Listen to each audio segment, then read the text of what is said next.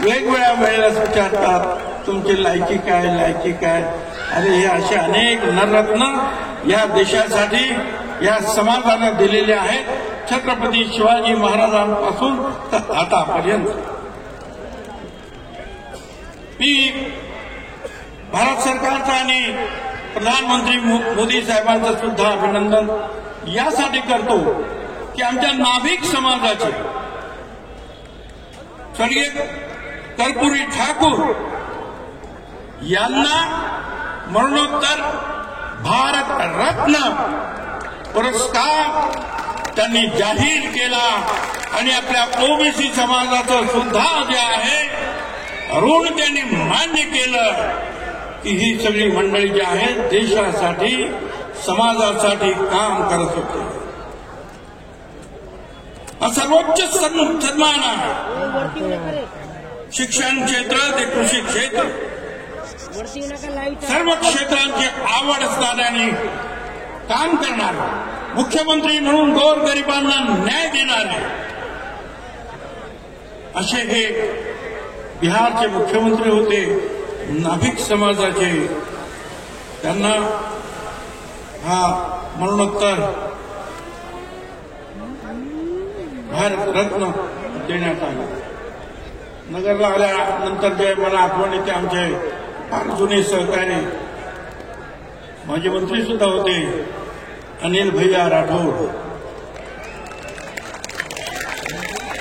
त्याची घरं या अख्ख्या शहरात 40-50 असतील हो, पण 25 वर्ष विधानसभेमध्ये आमदार होत होते.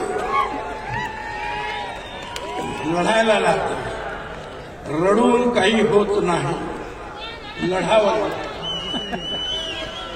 आता मगाशी सुद्धा माझ्या आता एक सहकार्याने सांगितलं,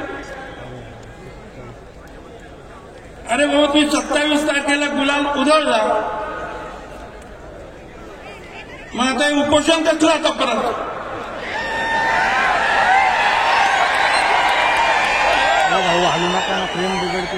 तुम्ही तर म्हणाले की आम्हाला आरक्षण मिळालं, गुलाल उधळला, काहीतरी एक कागद हातात घेतला म्हणजे झाला हा अध्यादेश आला. बघा हा अध्यादेश आला, लेखाला अध्यादेश म्हणजे काही कळत नाही आणि नोटिफिकेशनचा मसुदा म्हणजे काय ते कळत नाही. म्हणजे झाला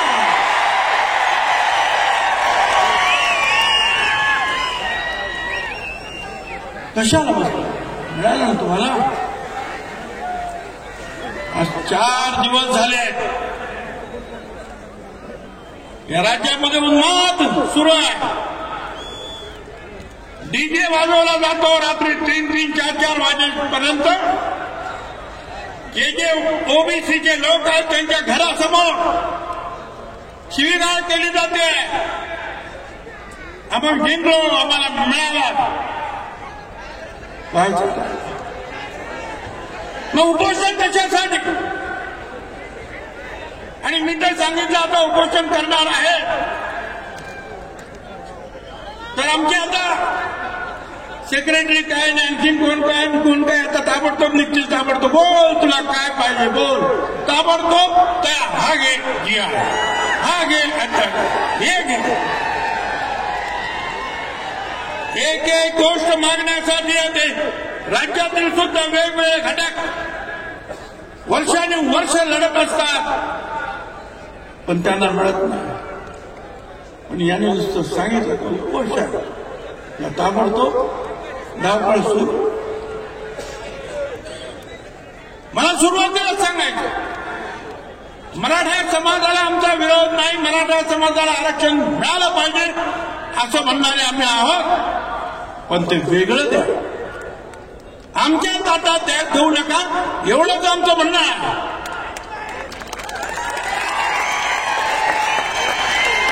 आणि ते म्हणतात की आम्हाला ओबीसी मध्येच द्या. मला काही कळलं नाही.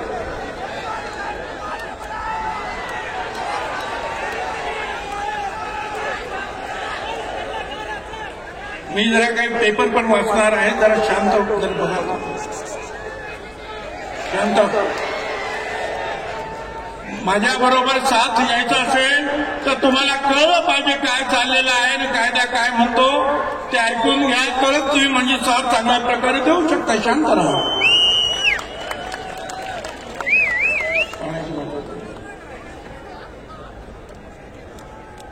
मराठा समाजाला विरोध काय चाललंय?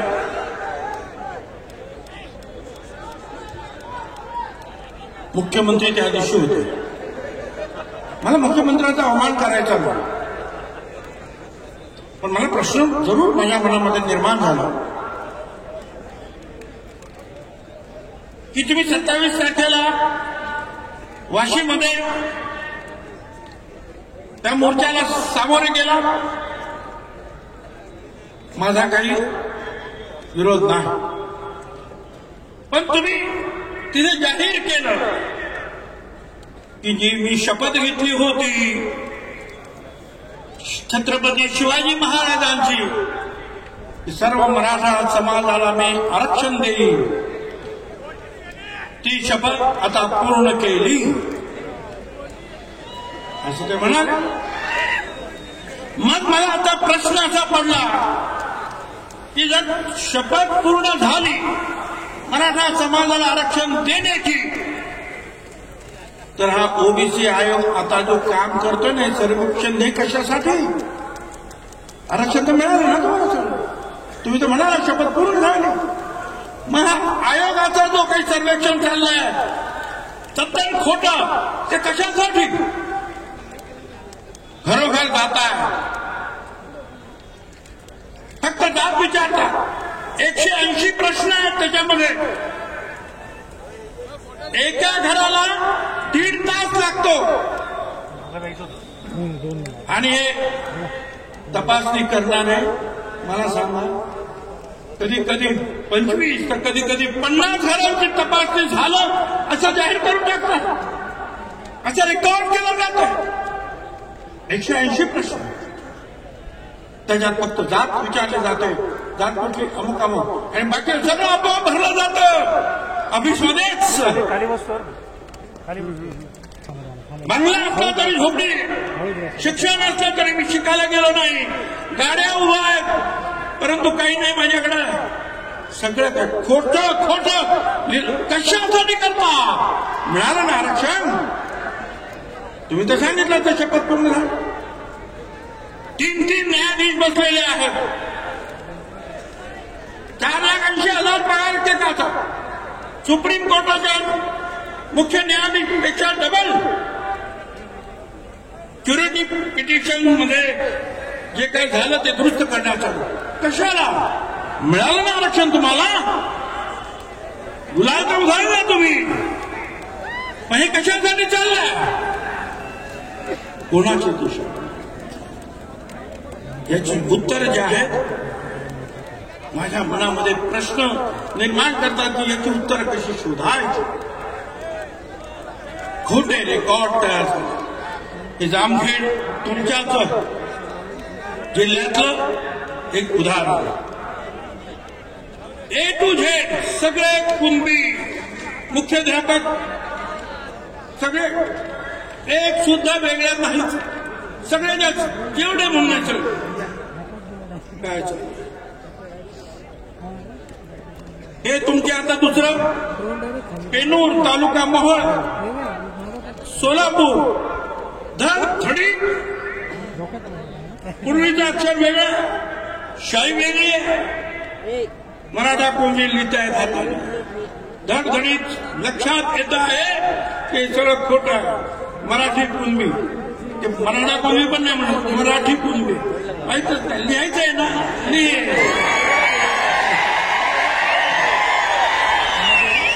दुसऱ्या याच्यावर पण लिहिलंय मराठी कुणबी. वा, हे सगळं जे आहे असं खोटं खोटं खाडाखोड दिसत्या, हे असं चाललंय.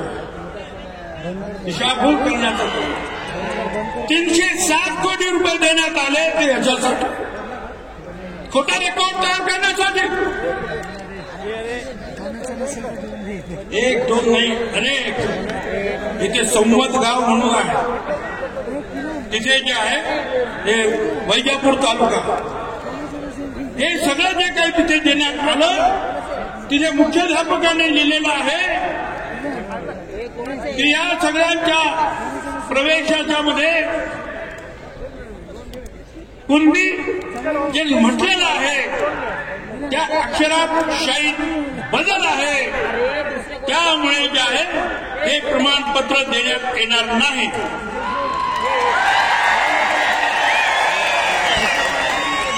हे मुख्याध्यापकाचं पत्र आहे, माझं नाही. त्यांनीच पाहिजे. काय सांगायचं, सगळे सोयरे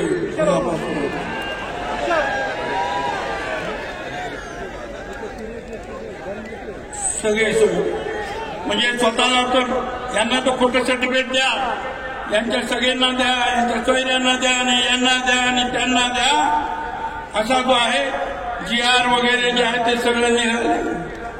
मला इथं सांगायचं, हायकोर्टाचा निकाल आहे, जस्टिस मर्ला पर्ले यांचा जजमेंट आहे, त्याच्यामध्ये स्पष्ट त्यांनी म्हटलेलं आहे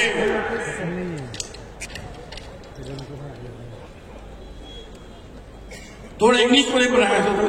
1913 when his caste was recorded as Marathi.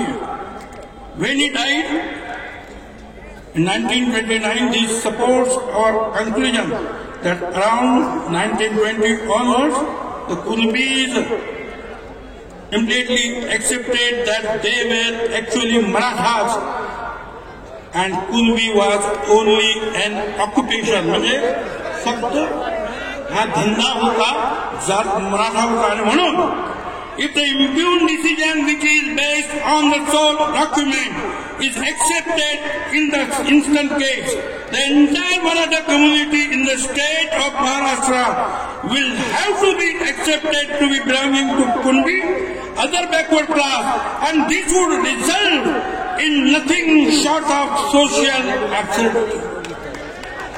त्यांनी म्हटलं की अशा रीतीने दाखले जर दिले गेले तर सगळा मराठा जो आहे हा महाराष्ट्राचा कुणबी होईल आणि ओबीसीचं संपूर्ण जे आहे आरक्षण संपवून टाकेल, त्याला काही अर्थ राहणार नाही. हे हायकोर्टाचं जजमेंट आहे, तारखा आहेत, सगळं काही आहे त्यामध्ये. मला सांगा, हे सगळ्यांच्या लक्षात येत नाही. सुप्रीम कोर्टानं 4 जानेवारी 1996 वल्सन्मा पाऊल विरुद्ध कोचिन युनिव्हर्सिटी, त्याच्यामध्ये सुद्धा त्यांनी सांगितलं, supreme court held that a person belonging to non-reserved class transplanted by adoption, marriage or conversion or any other act whose family belongs to reserved class does not become eligible. 15(4) आणि 16(4) खाली त्यांनी सांगितलं की तुम्ही ज्याला आरक्षण नाही अशा व्यक्तीनं कुणाशी तुम्ही लग्न केलं, दत्तक केलं, लग्न केलं, आणखीन काहीतरी केलं तरी तो आरक्षणात पात्र ठरणार नाही. सुप्रीम कोर्टचं जे आहे जजमेंट आहे. अशी कितीतरी जजमेंट दाखवता येते. वंशावळ करायचं आणि त्याच्यासाठी कमिटी, प्रत्येक तहसीलदार, गट विकास अधिकारी, पोलीस ऑफिसर 7-8 लोक. का तर हा याचा नातेवाईक, तो त्याचा नातेवाईक. शपथपत्र द्यायचं, सांगायचं की मी कुणबी आहे, तर झाला ओबीसी. आणि हे वंशावळ शोधायचं काम त्यांनी कसं तरी करून द्यायचं. काय चाललेलं आहे, खोटी जी आहेत वंशावळ जुळवण्याचे प्रकार वाढणार आहेत. माझ्या हातामध्ये भोर तालुक्याचं आणखीन एक वंशावळीचं खोटं प्रतिज्ञापत्र देऊन कुणबी जातीचा दाखला मिळवण्याचं आणखीन एक प्रकरण माझ्या हातात आलेलं आहे. आणि तुम्ही काय करताय का, खोटी सर्टिफिकेट तुम्ही देणार. वंशावर तुम्ही देणार।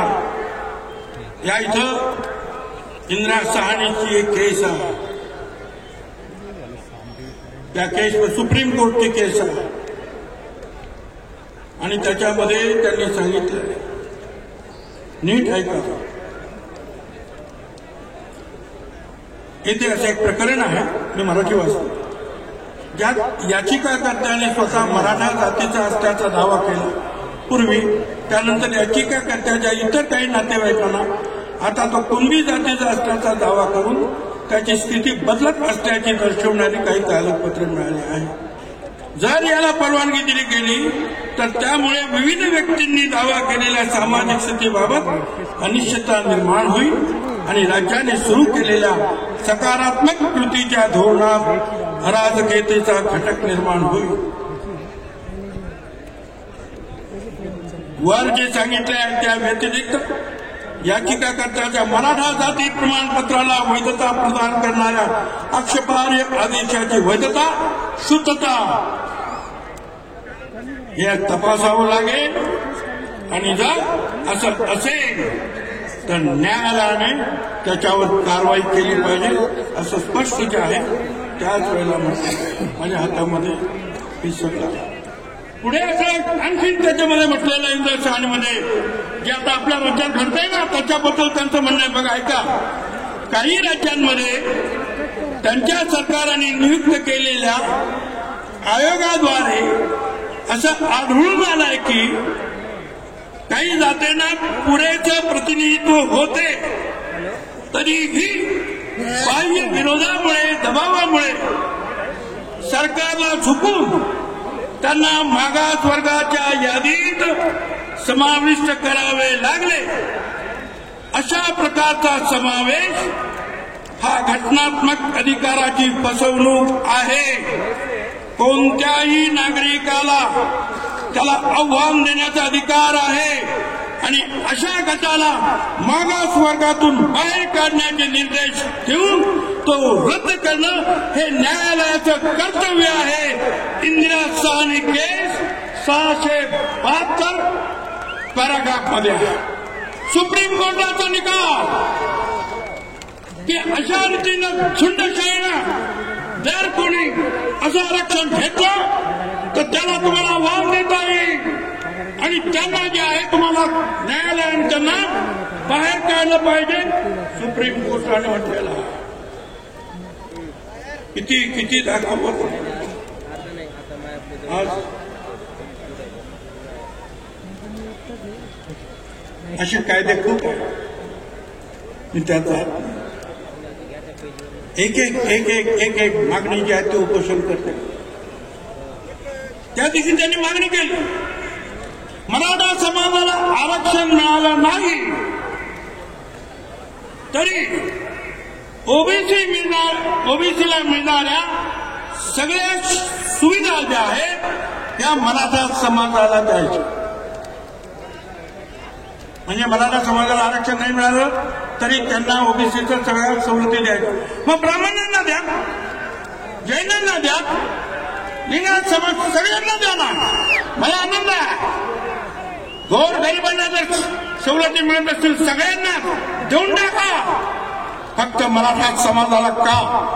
25 जानेवारी मागणी ज्या दिवशी केली त्या दिवशी द्यार नाही, काही समजत नाही। आणि आणखी परत सुप्रीम कोर्ट म्हणताय हे असं मराठा समाजाचे समावेश कुणबी सोबत करण्याची विनंती नाकारली गेली पाहिजे, हे योग्य होणार नाही। सुप्रीम कोर्टाचे किती निकाल आहेत तुम्हाला कंटाळा येईल ऐकून ऐकून, मला सांगून सुद्धा कंटाळा येईल, परंतु हे सगळं चाललेलं आहे। आणि गावागावात हे मराठा मुलांना 40 लाख रुपयापर्यंत शैक्षणिक कर्जावर व्याज माफी। आता आम्हाला सांगावं लागतं ते मराठा समाजाच्या विद्यार्थ्यांना देता ते ओबीसीच्या समाजाला द्या रे बाबांना, एवढे सगळं धडाधड एक कमिटी केलेली आहे त्यात सगळे मराठा समाजाचे मंत्री आहेत, ते ताबडतोब फटाफट निर्णय घेत आहेत आणि आम्ही मात्र निर्णय घेताना कॅबिनेट समोर आम्हाला जायचं आहे आणि मग पैसा आहे की नाही, अमुक आहे की नाही, तमुक आहे की नाही, नियम आहे की नाही, हे सगळं पाहिलं जात आहे. आमचं म्हणणं असं आहे की आता जे त्यांना देत आहेत ना ते सुद्धा आम्हाला दिलं ना तरी खूप होईल, पण त्या लढाई अशा सुरू आहे. कशी लढाई करायची? आजच माझ्या हातामध्ये एक बारलोणी ग्रामपंचायत सरपंच पदाची निवडणूक होती. एक उमेदवार होता ओरिजिनल ओबीसी आणि दुसरीकडे होता एक डुप्लिकेट कुणबी. आणि मग त्या गावच्या लोकांनी ठरवलं की सगळ्यांनी ओरिजिनल ओबीसीला सरपंच करायचा आणि झालं तसंच. वडार समाजातील पहिली महिला जी आहे सरपंच झाली. पूर्ण 96 कोटी मराठा समाजाचा त्या निवडणुकीला विरोध होता. वडार म्हणून तिला विरोध होता. ती सरपंच झाली पहिल्यांदा. ठरवलं तर काय होतं, सगळ्यांनी एकत्र या, एकत्र या. सगळे एकत्र आले तर सगळं काय. तुम्हाला एकच सांगतो, आमच्या लोकांना त्या लोकांना सुद्धा सांगायचं, आता तर फार लोकांना त्रास होता. नगर जवळा तालुका, मानवत जिल्हा, परभणी, मुंजा भाऊ रामराव रासवे यांच्या घरामध्ये विजयी मिरवणूक त्यांची केली. त्यांनी जमलेल्या लोकांनी या घरात घुसून महिलांना मारहाण केली. का तर ओबीसी मोर्चात सामील होतात म्हणून. हे बघा, काही गावांमध्ये तर जे आहे गाव सोडून लोक चाललेले, तिथे 2-3 घरं आहेत ओबीसीची, ते गाव सोडून जातात. दहशत निर्माण केली जात आहे, मारहाण केली जात आहे, रात्रभर डीजे वाजवला जातोय, शिव्या दिल्या जात आहे. एक न्हावी समाजाच्या आमच्या बांधवानं काहीतरी पोस्ट टाकले आपल्या समर्थनार्थ, तर ताबडतोब सगळ्या तिथल्या मराठा समाजाने सांगितलं याच्या दुकानात जायचं नाही, याच्या दुकानात जायचं. मी सगळ्या न्हावी समाजांना विनंती करतो, असा जर बायकॉट जर केला तर सगळ्याच न्हावी दुकानाने तिथल्या एकाही मराठ्याची हजामत करायची.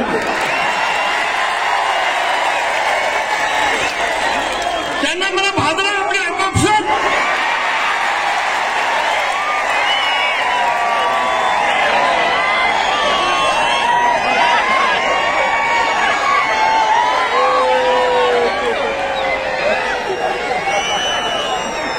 हे आता एक आणखी झालं श्रीगोंदा पोलीस स्टेशन मध्ये कोणी पोलीस निरीक्षक नामेश्वर भोसले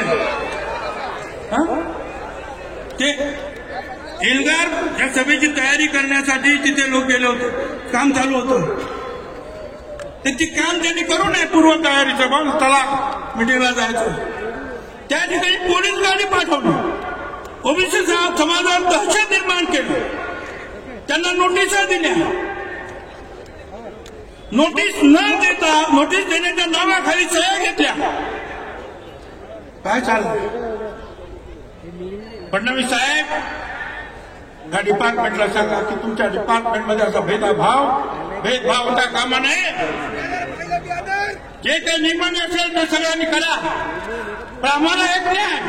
त्यांच्या 3-3 वाजता जाहीर सभा, रात्री 2 वाजता जाहीर सभा. काय कारवाई केली? कुठल्या पोलिसांनी कारवाई केली? आणि लहान एखाद्या घरामध्ये, एखाद्या सभामंडपामध्ये 5-25 लोकांना जमून जर कोणी प्रचार करत असेल की आपल्याला नगरला जायचं आहे रॅलीला, तर तुम्ही गाडी पाठवणार? काय चालू?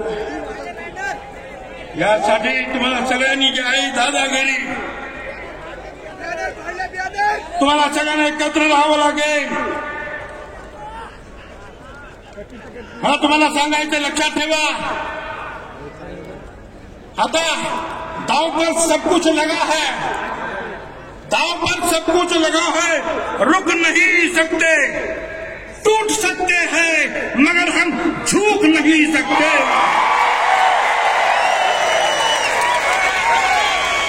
तयारी सगळ्यांनी एकत्र येऊन लढावं लागेल. दलित आदिवासी समाजाच्या बांधवांना, भगिनी मातांना, नेत्यांना मला सांगायचं आहे, आज आम्ही जात्यात आहोत, तुम्ही सुपात आहात, लक्षात ठेवा.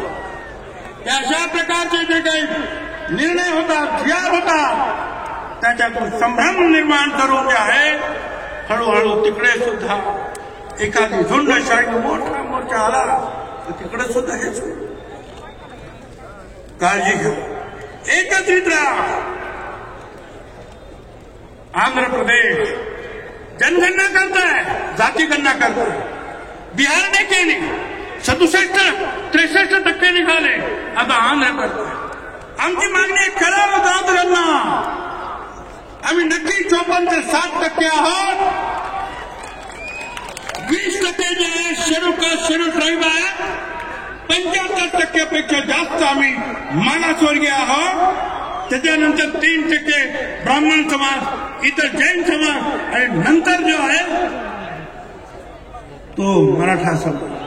त्यातल्या कुणबी समाज 7% आमच्याकडे अगोदरच आहे.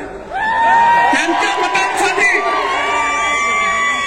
हे सगळे आमदार, हे सगळे खासदार, हे सगळे लोक केवळ त्यांच्या मतांना घाबरतात की आम्हाला ती मतं मिळणार. अरे आमचे लोक,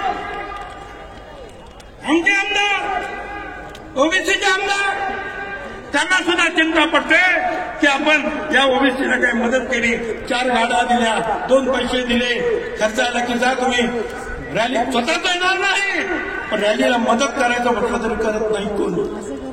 आमची स्वतःच का मराठा समाजाची मतं झाली. अरे लक्षात ठेवा, 80% समाज हा आमच्या बरोबर एकत्र आहे आणि त्याला आम्ही ललकारणार आहोत. आणि त्यांची सुद्धा मतं आहे.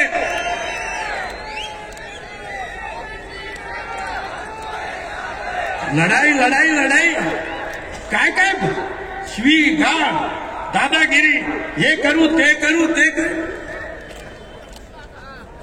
त्याचं काय हे होतं ना, आपल्याला ते बजेट होतं, काय गंमत. एवढा मोठा जोक कधी झाला.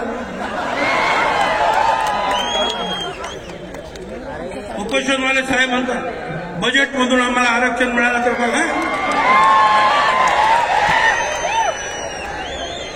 मला वाईट वाटलं. तर सीतारामन काही ज्या होत्या त्या अख्खं बजेट वाचलं. या तरुणांना येऊ देऊ, महिलांना हे देऊ, विमानं वाढवून हे करू ते करू, शेतकऱ्यांना हे द्यायचं, पण आरक्षणाचं काही बोललं. आणि हे म्हणतात त्या बजेटमधून मला आरक्षण द्या. काय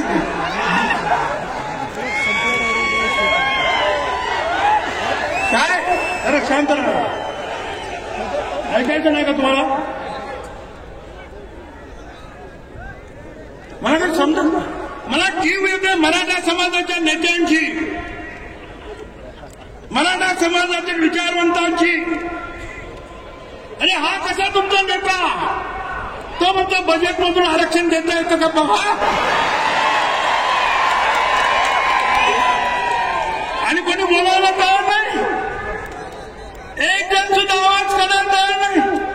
अरे कुणाच्या मागे चालला तुम्ही?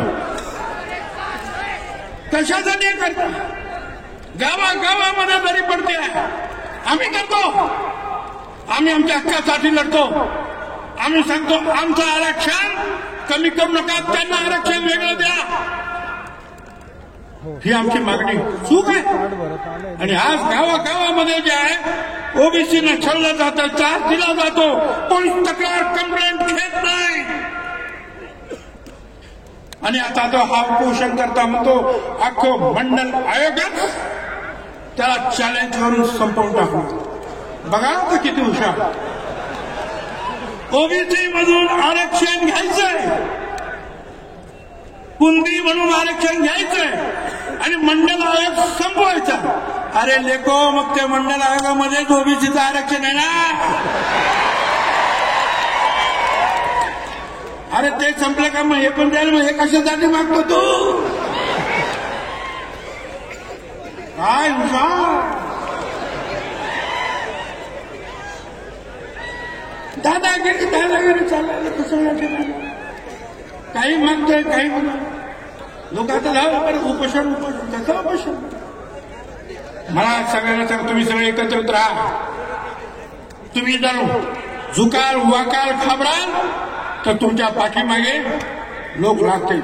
मजबूतीने एकत्रित हे बघायचं नाही. धनगर आहे, बंजारी आहे, माळी आहे, साळी तेली कोळी जो कोणी असेल भटकविमुक्त एकावर अन्याय झाला तर सगळ्यांनी उभं राहायला पाहिजे. हे म्हणून नारा दिला पाहिजे आणि त्यांना सांगितलं पाहिजे, दिलभर के लिए दिलदार है हम, दिलभर के लिए दिलदार है हम, दुश्मन के लिए तलवार है हम. सगळ्यांनी मजबूतीने उभं राहा.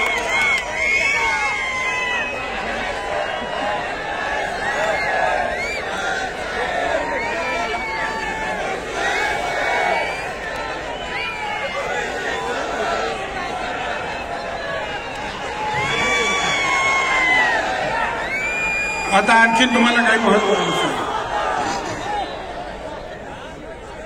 मी अशी सगळी भाषणं करतो, अशी भाषणं करतो, पण सगळे सरकार बदलले लोक, विरोधी पक्षाचे नेते भुजबळ राजीनामा द्या, तुम्ही राजीनामा द्या. तुम्हाला पटत नाही राजीनामा. सरकारमध्ये पण राहता, सरकारच्या विरुद्ध टीका करता, राजीनामा द्या. हिंमत असेल तर राजीनामा द्या. विरोधी पक्षाचे काही अनेक नेते माझ्या सरकारमधले सुद्धा नेते. आता काल आणखी एक काल परवा आहे तो काहीतरी बडबड.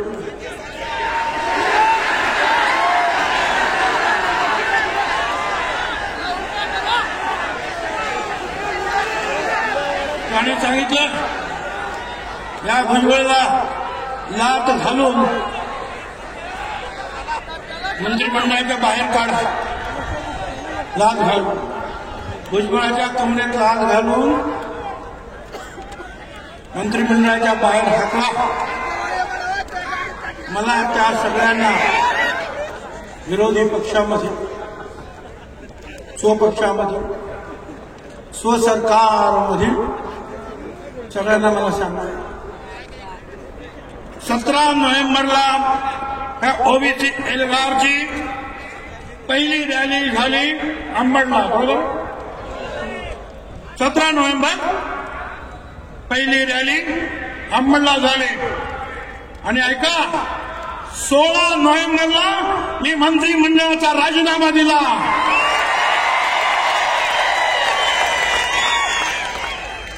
16 नोव्हेंबरला. आणि मग अंबडच्या सभेला रवाना झालो. लात मारण्याची मला गरज नाही. अरे दिले ना राजीनामा. 2.5 महिने मी शांत राहिलो, गप्पा बसलो. का? मुख्यमंत्री उपमुख्यमंत्र्यांनी सांगितलं त्याची वाच्यता नको. पण वर्तमानपत्रातून यायला लागलं 2.5 महिन्यानंतर. कोण म्हणतं दिला, कोण म्हणतं का देत नाही, कोण म्हणतं लाटा घाला. काही गरज नाही लाटा घालण्याची, दिलेला आहे ना, जा त्यांना सांग. मी ओबीसीसाठी शेवटपर्यंत लढणार आहे. आणि म्हणावं मी एकच उद्देश ठेवला आहे माझ्या जीवनामध्ये, जीवन है संग्राम, बंदे ले हिम्मत से काम. धन्यवाद. जय हिंद, जय महाराष्ट्र, जय जोगी, जय क्रांती, जय भीम.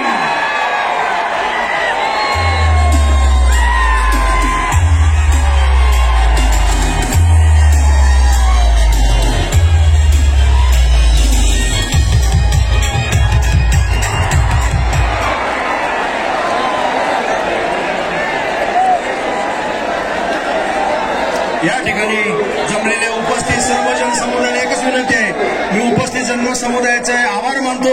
या मेळाव्याला उत्स्फूर्त प्रतिसाद दिला. जाताना